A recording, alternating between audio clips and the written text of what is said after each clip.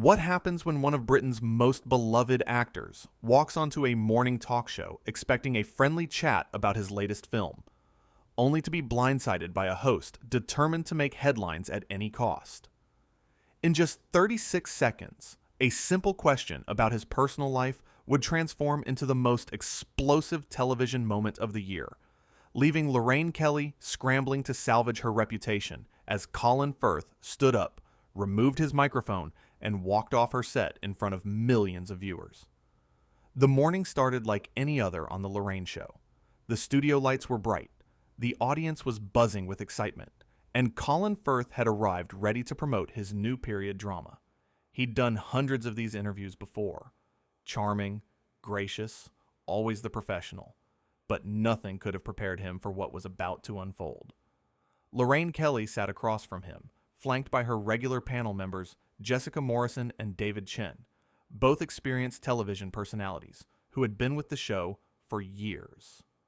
The cameras rolled, the audience applauded, and Lorraine flashed her signature smile. "So Colin, wonderful to have you here," Lorraine began, her voice dripping with that familiar Scottish lilt. "Now, before we talk about the film, I just have to ask, your love life has been quite the topic lately, hasn't it?" Colin's smile faltered slightly. "Well, I'm here to discuss the film, actually, Lorraine. It's a fascinating project, and I think your viewers would really enjoy hearing about it." Jessica Morrison shifted uncomfortably in her seat, sensing the tension already building. She glanced at David, who raised his eyebrows slightly. Lorraine wasn't deterred. She leaned forward, her smile growing wider. "Oh, come on now, Colin. You can't expect us to ignore the elephant in the room. The tabloids have been full of stories about you and that new actress. What's her name again? The one who's half your age?" The audience went silent. You could hear a pin drop in that studio. Colin's jaw tightened. "Lorraine, with respect, I came here to talk about my work. My personal life is not up for discussion." "But surely," Lorraine pressed on, completely ignoring his boundaries. "When you're a public figure, everything is up for discussion. That's the price of fame, isn't it? You take the good with the bad." David Chen jumped in, trying to defuse the situation.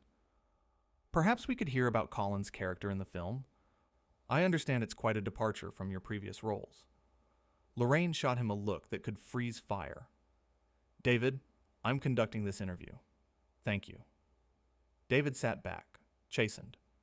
Jessica looked down at her notes, clearly uncomfortable with where this was heading. Colin maintained his composure, though his voice had an edge to it now. "Lorraine, I've always respected you as a broadcaster, but I have to say, this line of questioning is inappropriate. I'm not here to discuss rumors and gossip." Lorraine laughed, a sharp, brittle sound. "Inappropriate? Oh, Colin, you're being rather precious, aren't you? This is breakfast television, darling. People want to know about your life. They don't just care about some stuffy period drama." That last comment hung in the air like a grenade about to explode. "Stuffy period drama?" Colin repeated slowly, his famous calm beginning to crack. "Do you have any idea how many people worked on this film? How much passion and dedication went into every frame?" Jessica tried to intervene. "I think what Lorraine meant was—" "I know exactly what Lorraine meant." Colin cut her off gently but firmly. "And I think your viewers deserve better than a host who's more interested in tearing people down than celebrating their work." The audience gasped. This wasn't the polite, reserved Colin Firth they knew. This was someone pushed to his limit. Lorraine's face flushed red. "Excuse me?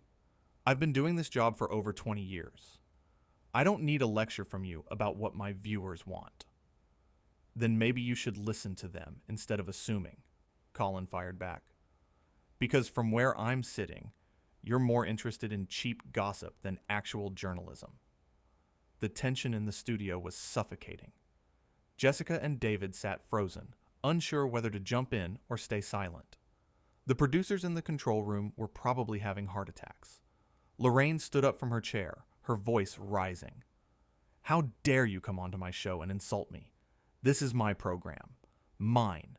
I've built this from the ground up, and I won't have some actor who thinks he's better than everyone else tell me how to do my job. Colin remained seated, his voice calm but steely.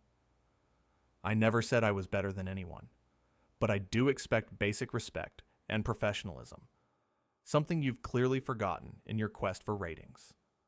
Oh, that's rich, Lorraine spat, pacing now. You actors are all the same. You need us when you have something to sell, but the moment we ask a real question, you throw a tantrum. A real question? Colin's voice was incredulous. You haven't asked me a single real question since I sat down. You've made assumptions about my personal life, dismissed my work, and now you're attacking my character. That's not journalism, Lorraine. That's bullying. The word hung in the air like a thunderclap. Bullying. On live television. David Chen found his courage. Perhaps we should take a break. We're not taking a break, Lorraine snapped, whirling on him. This is my show, and we'll break when I say we break. Jessica spoke up, her voice shaking slightly. Lorraine, I think Colin has a point. Maybe we got off on the wrong foot here. Lorraine turned her fury on Jessica now. Oh, so now you're taking his side? Both of you? On my own show? There are no sides here, Colin said, standing up now. Or there shouldn't be. This is supposed to be a conversation, not an interrogation. Lorraine laughed bitterly. A conversation? You don't want a conversation. You want a platform to promote your film while we all sit here and fawn over you. Well, I'm sorry, but that's not how it works on this show. No, Colin said quietly, and something in his tone made everyone stop and listen. What you want is to create drama where there isn't any, to manufacture conflict because you think it makes for good television. But you know what? It doesn't. It just makes you look desperate. The audience was completely silent now, every eye glued to the scene unfolding before them. Lorraine's face was scarlet. Get out. What? Colin asked. I said get out. Get off my show. If you can't handle a few simple questions, then you're not welcome here. Colin looked at her for a long moment, and when he spoke, his voice was filled with disappointment rather than anger. You know what's sad, Lorraine? You used to be a journalist I respected, someone who brought warmth and intelligence to breakfast television, but somewhere along the way, you forgot what that meant. I don't need your respect, Lorraine hissed. I have millions of viewers who love this show. Do they? Colin asked. Or do they just watch because it's on? There's a difference, you know. Jessica was openly uncomfortable now, shifting in her seat. Colin, maybe... But Colin was already reaching for his microphone. No, Jessica. It's fine. I'm leaving. I won't be part of this circus. You'll never work in this country again, Lorraine shouted, her professionalism completely abandoned now. I have connections. I can make sure of that. Colin paused, his hand on the microphone pack at his waist. He looked at Lorraine with something almost like pity. Is that really what you think power is? Threatening people? Trying to ruin their careers because they stood up to you? David stood up, placing a hand on Lorraine's arm. Lorraine, please, think about what you're saying. She shook him off violently. Don't touch me, and don't tell me what to do. Colin unclipped his microphone and placed it carefully on his chair. I came here in good faith. I wanted to share something I'm proud of with your audience. But instead, you turned it into an ambush. And for what? A few headlines? A viral clip? You're nothing without people like me, Lorraine screamed, completely losing control now. Nothing. We make you. We give you the platform. No, Colin said simply, walking toward the exit. Artists create the work. Journalists share it with the world. But you've forgotten that you're supposed to be in service of something larger than yourself. This isn't about you, Lorraine. It never was. The studio doors were just steps away now. The audience sat in stunned silence, unable to process what they were witnessing. This wasn't entertainment. This was a meltdown. Jessica stood up. Colin, please, don't go. Like this. He turned to her, and his expression softened. Jessica, you seem like a decent person. You don't deserve to work in this environment. Neither does David. Lorraine was practically vibrating with rage. How dare you? How dare you try to poach my staff? Security. Somebody get security in here. I'm not poaching anyone, Colin said calmly. I'm just stating a fact, but I am leaving, and I genuinely hope, for your sake and for your viewers' sake, that you take a long look at what just happened here today. What just happened, Lorraine said, her voice dripping with venom, is that a washed-up actor who can't handle the heat walked off my show. That's the story. That's what everyone will remember. Colin was at the door now. He paused, his hand on the handle, and looked back one last time. Actually, Lorraine, I think they'll remember a host who forgot that the people she interviews are human beings, who forgot that there's a line between asking tough questions and being cruel, who forgot why she got into this business in the first place. Get out! Lorraine shrieked. Get out! Get out! Get out! David tried again. Lorraine, the cameras are still rolling. I don't care, she screamed. Let them roll. Let everyone see what a coward he is, running away because he can't handle a strong woman asking him direct questions. Colin shook his head slowly. That's not what this is, and you know it. But if that's the story you need to tell yourself, then I can't stop you. Jessica was crying now, tears streaming down her face. This is wrong. This whole thing is wrong. Lorraine spun on her. Oh, for God's sake, Jessica, pull yourself together. This is television. People fight. It's what makes it interesting.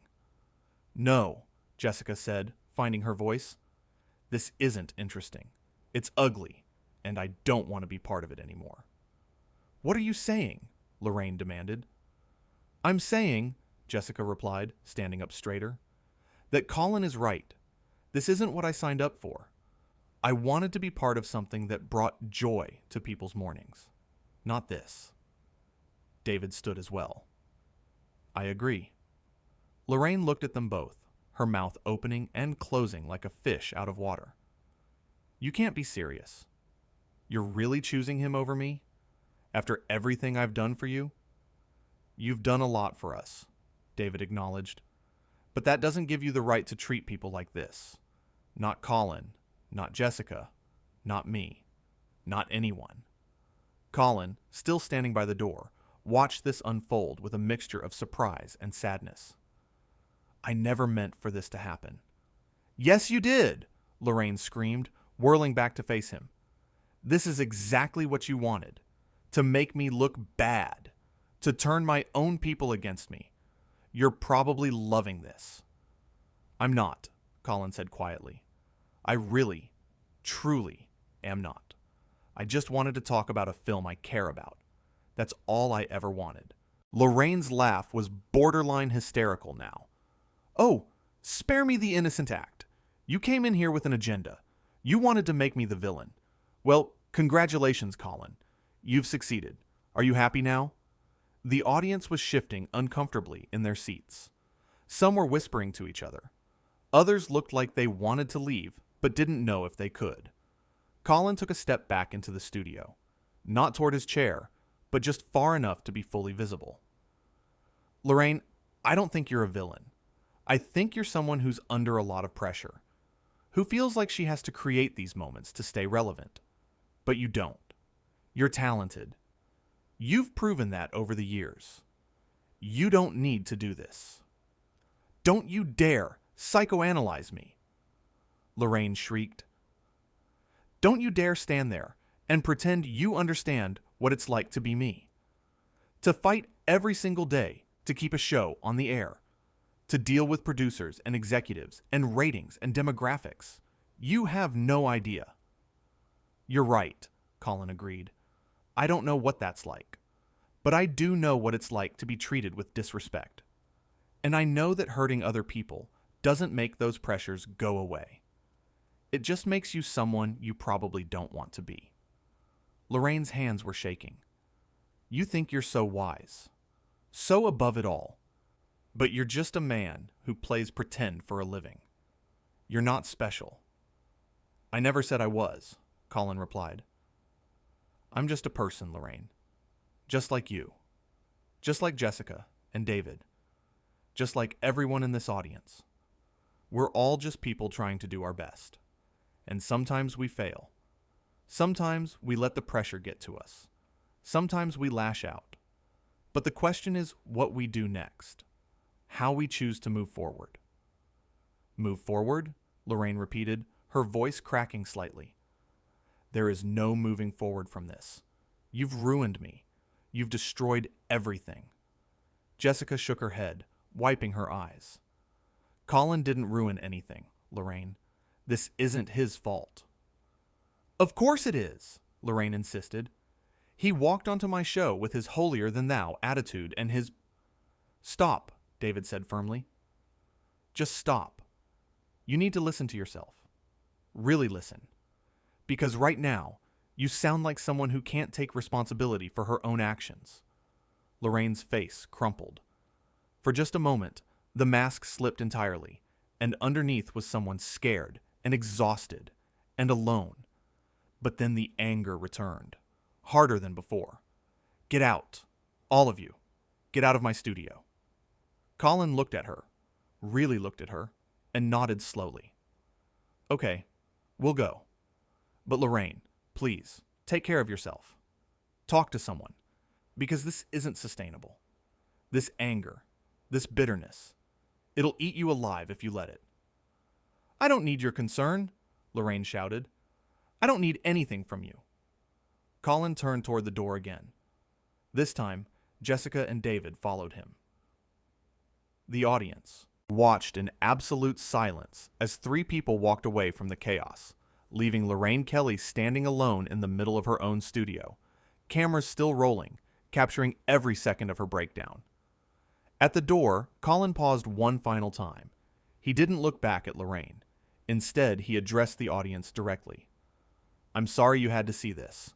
I'm sorry your morning was disrupted. I hope the rest of your day is better than this was. And then he was gone. Jessica and David followed closely behind. The studio doors closed with a soft click that somehow sounded deafening in the silent space. Lorraine stood there, chest heaving, face flushed, staring at those closed doors. The cameras were still on her. The audience was still watching. But for the first time in her career, she had absolutely no idea what to say. Finally, she turned to face the main camera. Her hair was disheveled, her makeup smudged from the tears of rage that had fallen. She opened her mouth to speak, but no words came out. She tried again, managing only a strangled, "We'll be right back after this break." But everyone watching knew the truth. They wouldn't be back. Not really. Because something had broken in that studio that couldn't be fixed with a commercial break and a fresh coat of lipstick. Trust had been shattered. Respect had been lost, and 36 seconds of hostile questioning had revealed something about Lorraine Kelly that no amount of spin could hide. The professional facade had cracked, and beneath it was someone who had forgotten the fundamental rule of broadcasting, the one thing that separates the great from the merely famous. You don't tear people down to build yourself up. You don't use your platform as a weapon. And you never, ever forget that the person sitting across from you is a human being who deserves dignity and respect. Colin Firth had walked onto that show expecting a pleasant conversation. He'd walked off having exposed the ugly truth about what morning television had become. Not through dramatic gestures or grand speeches, but simply by refusing to accept being treated poorly. By standing up, removing his microphone, and walking away. Sometimes the most powerful thing you can do is leave. And on that morning, in that studio, Colin Firth had proven exactly that. He'd shown that you don't have to engage with bullies. You don't have to fight fire with fire. Sometimes you just have to recognize when a situation is toxic and remove yourself from it with grace and dignity intact. Lorraine Kelly had wanted a moment. She'd gotten one, just not the kind she'd hoped for. And as she stood alone in her studio, The weight of what had just happened finally beginning to sink in, she had to face a truth she'd been avoiding for far too long. The show wasn't about her. It had never been about her. It was about connecting with people, sharing their stories, bringing light and warmth to people's mornings. Somewhere along the way, she'd lost sight of that, and it had taken Colin Firth walking off her show to make her see it. The audience began to file out, confused and uncomfortable. The crew started shutting down equipment, and Lorraine Kelly stood in the center of it all, isolated by her own actions, wondering how something that was supposed to be so simple had gone so catastrophically wrong. Because that's the thing about respect. It's not something you can demand. It's something you earn. And once you lose it, getting it back is nearly impossible.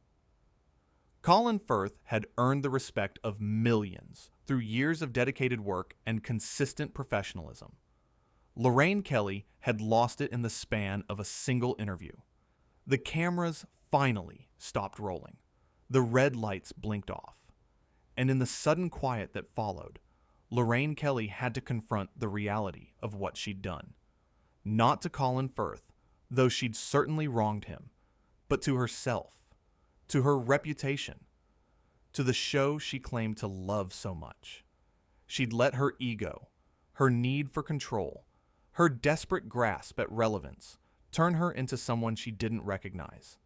Someone who screamed at guests, who threatened careers, who drove her own staff away with cruelty and manipulation. And for what?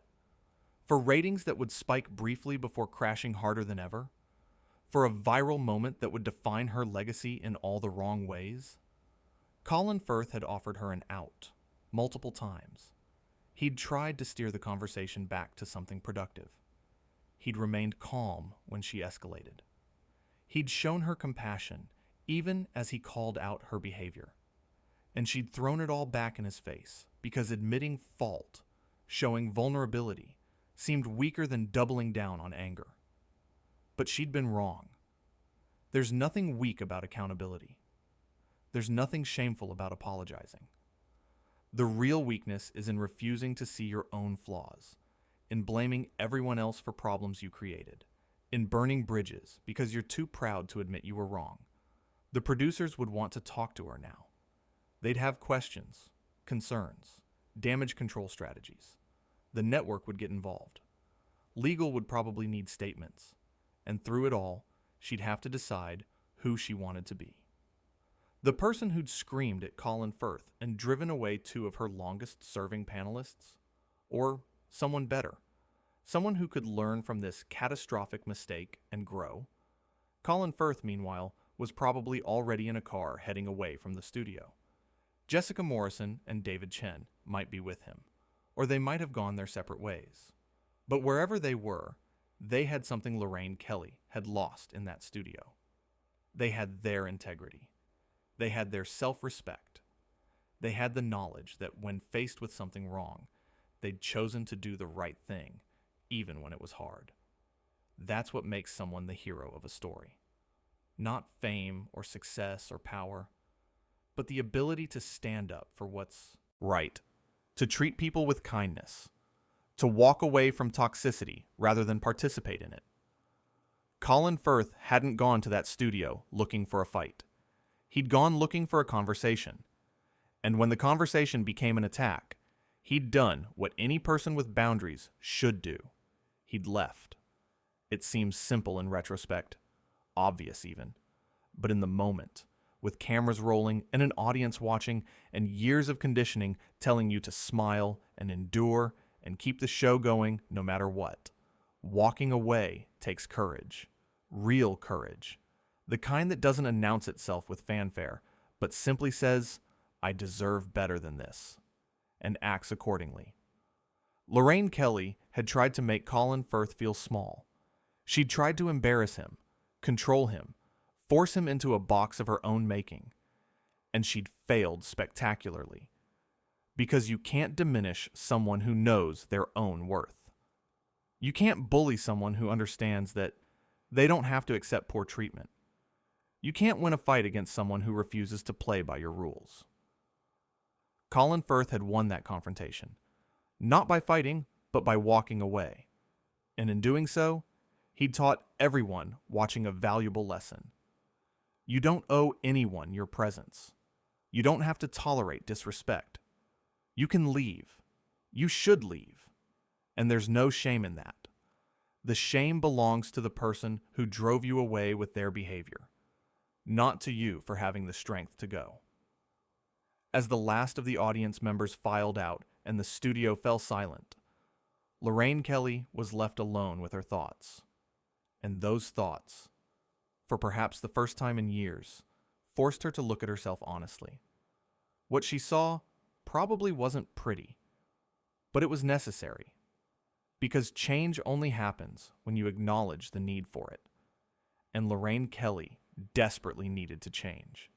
The question was whether she would, whether she could swallow her pride, admit her mistakes, and become someone better, or whether she'd double down, blame everyone else, and continue on a path that would only lead to more burned bridges and more lonely studios, and more moments of standing alone, wondering where it all went wrong. Only time would tell. But one thing was certain. The 36 seconds it took for Lorraine Kelly to attack Colin Firth's character and dismiss his work had changed everything. Those 36 seconds had set in motion a chain of events that couldn't be undone. Words spoken in anger, accusations thrown without thought, cruelty displayed without remorse. All of it captured on camera. All of it witnessed by millions. All of it impossible to take back. Colin Firth would be fine. He'd done hundreds of interviews before and would do hundreds more. This would become a story he told at dinner parties, an example of when things went wrong, a reminder that not every interaction goes smoothly. But he'd emerge from it with his reputation intact, maybe even enhanced. Because people respect those who stand up for themselves, who maintain their dignity under pressure, who know when to walk away. Lorraine Kelly, on the other hand, faced a much more uncertain future, because in trying to make herself look powerful, she'd revealed herself to be petty. In trying to create a memorable moment, she'd created a disaster. In trying to put Colin Firth in his place, she'd lost her own, and all because she forgot the most basic rule of human interaction. Treat people the way you want to be treated. Show respect to receive respect. Lead with kindness, not cruelty. It's not complicated. But somehow, in the pressure cooker environment of live television, she'd forgotten. And that forgetting had cost her everything. The studio was empty now. The lights were being shut off one by one. The chairs where Colin, Jessica, and David had sat just minutes before were vacant, and Lorraine Kelly stood in the growing darkness, finally alone with the consequences of her actions, finally forced to confront the person she'd become. It had taken 36 seconds to destroy what had taken years to build. 36 seconds of hostility, of disrespect, of ego run amok. 36 seconds that had changed everything. And as Lorraine Kelly walked slowly toward the exit, her footsteps echoing in the empty studio, she had to wonder if those 36 seconds would define the rest of her career. If this moment, this catastrophic failure of judgment and character, would be her legacy. But before Colin had reached that door, before those final steps toward freedom, there had been one more exchange. One more moment that crystallized everything wrong with what had happened. "You know what your problem is?" Lorraine had called out as he'd walked away. "You think you're too good for shows like this, for people like me. You think breakfast television is beneath you." Colin had stopped then, truly stopped, and turned back to face her one more time. "That's not it at all, Lorraine. I think breakfast television is important. I think reaching people in their homes, being part of their morning routine, helping them start their day with something positive, that's valuable work. What I think is beneath me, beneath you, beneath anyone, is using that platform to hurt people, I wasn't trying to hurt you, Lorraine had protested, but her voice lacked conviction. Maybe not intentionally, Colin had replied, but impact matters more than intent. And the impact of your questions, your dismissiveness, your aggression was hurtful. Not just to me, but to Jessica and David, who had to sit there and watch. To your audience who came expecting something uplifting. To everyone involved in making the film you called stuffy without having seen it. That's when Lorraine had truly lost it, when the last thread of control had snapped. Fine, you want me to apologize? Is that what this is about? You want me to grovel? I don't want you to do anything, Colin had said wearily. I just want to leave. I wanted that 5 minutes ago. But you keep escalating, keep attacking, keep making this worse. At some point, you have to ask yourself why. What are you really angry about? Because I don't think it's me. I think I'm just the target you chose today for something much deeper. Those words had hit harder than any insult could have, because they were true. And truth, especially uncomfortable truth, has a way of cutting through all the noise and hitting exactly where it hurts most. Lorraine had stared at him, her mouth working, but no sound coming out. For just a second, vulnerability had flashed across her face. Fear, sadness, recognition. But then the walls had gone back up, harder and higher than before. Get out of my studio, she'd said, her voice cold and flat. And Colin had nodded, had turned away one final time, and had walked out of that toxic environment with Jessica and David following close behind. Now, standing in the empty studio, Lorraine replayed that moment over and over. The look on Colin's face, the disappointment in his eyes, not anger, not hatred, just profound disappointment, like she'd let him down, let everyone down, let herself down. And maybe she had. Maybe somewhere in the pursuit of ratings and relevance, she'd forgotten what mattered. Maybe the pressure to constantly deliver, to compete with younger hosts and newer shows, to prove she still had it, had twisted her into someone unrecognizable. Someone who lashed out instead of lifting up. Someone who saw guests as adversaries instead of collaborators. Colin Firth had held up a mirror, and Lorraine Kelly hadn't liked what she'd seen reflected back. So she'd smash the mirror. But that doesn't make the reflection disappear. It just means you're surrounded by broken pieces, each one showing you the same uncomfortable truth from a different angle. The real tragedy wasn't that Colin had walked out. The real tragedy was that he'd had to, that it had gotten to that point at all, that a simple interview about a film had devolved into a screaming match broadcast to millions. That 3 people had felt so disrespected, so uncomfortable, so unsafe in that environment that leaving had been their only option. Colin Firth had left the studio with his head held high. Jessica Morrison and David Chen had followed, their consciences clear. And Lorraine Kelly was left behind, surrounded by the wreckage of what her pride and ego had wrought. The studio was silent, the cameras were off. The show was over, and nothing would ever be quite the same again.